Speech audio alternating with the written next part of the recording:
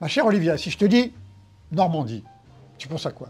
Alors moi, ça m'évoque la mer, la plage, le sable, je veux dire le vent et surtout les poissons, les crustacés et tout ce qui va avec.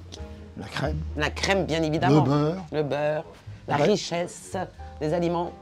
Voilà, eh ben, beurre, crème, poisson, crustacés, c'est exactement la sole à la normande qu'on va faire aujourd'hui. Bonjour, je suis Monsieur Carmona Porto, chef du restaurant Hélène Paris 8e. Et pour Food Saga, je vais vous préparer une salade à la normande. À la normande. À la normande, c'est une expression qui apparaît au 19e siècle. Alors, c'est intéressant ce 19e siècle parce qu'en fait, dans l'histoire de la cuisine française, il va être essentiel. C'est le moment, on est en 1784-85, c'est le moment où la bourgeoisie va prendre le pouvoir par rapport à la noblesse. Juste après la Révolution de 89, les nobles qui avaient chez eux des cuisiniers, des sauciers, des pâtissiers, ils vont perdre tous ces gens-là qui vont partir. Et qu'est-ce qu'ils vont faire? Ils vont ouvrir des restaurants, parce que c'est leur métier. Et tout d'un coup, dans Paris, il va y avoir une explosion de restaurants qui vont s'ouvrir, tous aussi bons ou aussi mauvais les uns que les autres, ça dépend. Mais en tous les cas, ça va être le grand changement, ça va être aussi une révolution dans l'histoire de la cuisine française. La bourgeoisie prend le pouvoir, elle prend aussi le pouvoir en cuisine. Et c'est ce qui va déterminer à peu près la cuisine française jusqu'au milieu du XXe siècle. C'est pas rien quand même. Au commencement était Antonin Carême. On trouve dans son fameux ouvrage « L'art de la cuisine à la française au XIXe siècle », édité en 1833, le ragoût de matelote normande. Cette recette va largement inspirer le chef Langlais qui officie dans l'un des restaurants les plus connus et les plus courus de la capitale, j'ai nommé le Rocher de Cancale. Dans ce lieu se retrouve chaque soir l'élite des gourmands et des gourmets, dont Grimaud de la Reynière, qui organise chaque mois un jury de dégustateurs. Alors il ouvre ce restaurant forcément ici, puisque c'est un lieu stratégique, non loin des Halles, parfaite adresse. Mais l'arrivée du chef Langlais va littéralement propulser ce restaurant comme étant l'une des tables préférées des Parisiens. Il se spécialisait dans les poissons et les crustacés. L'inauguration a lieu en 1805 et c'est une inauguration qui a un succès phénoménal. Le tout Paris gourmand et gourmet se précipite ici. En plus, Paris était en liesse parce que c'est 2 jours après la victoire d'Austerlitz. L'empereur revient à Paris, il a gagné à Austerlitz, donc Paris il y a une super ambiance dans Paris, plus l'ouverture de ce restaurant. Voilà, donc ça va être pendant des années et des années le rendez-vous de tous les gourmands, de tous les gourmets. Il va y avoir, il est cité partout, je crois que même Honoré de Balzac le cite sans arrêt dans la Comédie humaine. C'était un des restaurants favoris d'Honoré de Balzac, entre autres. Il y avait toutes les célébrités de l'époque. Et puis, il va fermer, ça devait finir comme ça, en 1847, c'est-à-dire 10 ans après, il ferme. L'anglais disparaît, on ne le retrouvera plus, on sait pas, il n'a pas rouvert de restaurant, rien du tout. La sole. Alors la sole, une petite minute de culture quand même. La sole, le nom vient du latin, solea. Solea, qu'est-ce que c'était en latin? C'était les sandales. Donc les sandales sont plates, la sole est plate. Voilà, terminé. Alors la sole, ça a toujours été un poisson noble. Déjà sous Louis XIV, il s'appelait d'ailleurs noble poisson. Et ça a perduré pendant tout le 19e siècle, et ça a toujours été le cas. Pour les pauvres et pour le peuple, sardines et harengs. Pour les riches et pour les nobles, sole et turbo. Et ça perdure encore aujourd'hui quand on y réfléchit. C'est vrai, quels sont les poissons les plus recherchés et les plus chers? C'est la sole et c'est le turbo. Ça ne change pas. Et donc en fait, il y a eu aussi beaucoup de recettes à partir de la sole au 19e siècle. On se souvient de la recette célèbre de la sole à la Dugléré qui était un grand chef du 19e siècle. Voilà, donc ça perdure. Et comme on disait, c'est vraiment la cuisine bourgeoise qui prend le pas de la cuisine française et qui va l'influencer jusqu'à nos jours. La recette de la sole à la normande sera officialisée par Jules Gouffet, le fameux auteur qui a sorti beaucoup de dictionnaires sur la cuisine. Et c'est une recette qui va être une des recettes les plus populaires de l'histoire de la gastronomie pendant tout le 19e siècle, pendant tout le début du 20e siècle.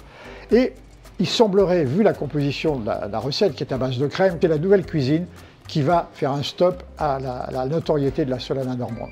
Et elle va disparaître, et c'est dommage, mais elle réapparaît aujourd'hui, petit à petit, dont ici, chez Hélène. Et c'est tant mieux. Wow. Sole à la normande, chef. Ma version. Donc vous la construisez, il y a les filets de sole qui sont dedans. La sole est enfilée. Oui. D'accord. Ensuite, la sole est enfilée, après on la poche dans la fumée de poisson qui a été réalisée avec les arêtes. D'accord.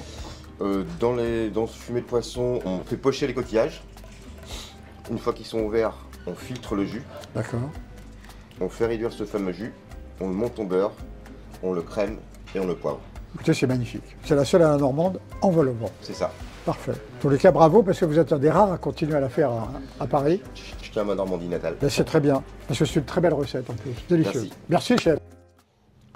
Bien, alors, avec cette magnifique sole à la normande, évidemment, que boire qui soit à la hauteur de ce plat merveilleux? Alors, moi j'ai eu un coup de cœur, ça fait longtemps que j'ai ce coup de cœur d'ailleurs, pour des vins du Bordelais, des blancs du Bordelais, et particulièrement dans les graves. Alors, petite parenthèse, grave parce qu'il y a du gravier dans le sous-sol. Et j'aime beaucoup le domaine de Marie-Hélène Lévesque, qui est le château de Chantgrive. Marie-Hélène Lévesque, c'est une femme formidable qui gère ce domaine de 96 hectares dans les Graves. Alors les Graves, ça se situe dans le sud de Bordeaux et un peu à la limite de la forêt des Landes. Voilà, donc 96 hectares, qui est un beau domaine. Elle fait des rouges, bien sûr, mais moi j'aime particulièrement ces blancs. Alors j'ai choisi d'abord un accord assez classique, qui est le château de Chantgrive, en Grave, cuvée 2019, et il est particulièrement intéressant. C'est un peu le classique de la maison. Le cépage, c'est Sémillon et Sauvignon, bien sûr, les deux cépages classiques des blancs de bordelais. Et le cuvée 2019 est vraiment superbe, parce elle relie à la fois, elle allie à la fois, je vous dis, il y a beaucoup de fraîcheur, c'est un vin qui a beaucoup de densité aussi, on est quand même à Bordeaux, hein, on est quand même avec les Sémillons et les Sauvignons, et puis une belle fraîcheur. Et ça aide beaucoup. Donc c'est un vin qui a pratiquement toutes les qualités. Vous allez me dire, est-ce que c'est un vin parfait? Bah presque.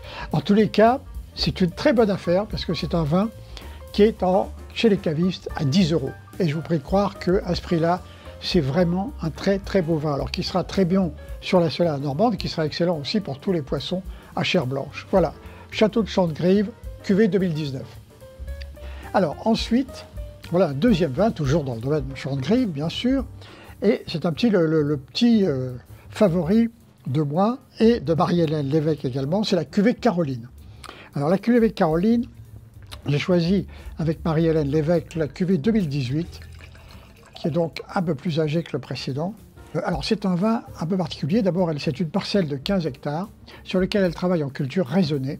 Et là, il y a 3 cépages. Elle travaille le Sauvignon blanc, Sauvignon gris et évidemment le Sémillon. C'est un vin remarquable qui a beaucoup de fruits, qui a un arôme, il y a beaucoup d'agrumes dans le nez. Sur le nez, oui, en effet, il est magnifique. Des agrumes, là encore, il y a une très belle fraîcheur, comme d'habitude avec les Sauvignons, et il y a beaucoup de minéralité. Donc c'est un vin qui est vraiment excellent, qui est à la fois très dense, très léger, et qui parle beaucoup sur des poissons. Vous pouvez même l'utiliser sur des viandes blanches, la volaille également.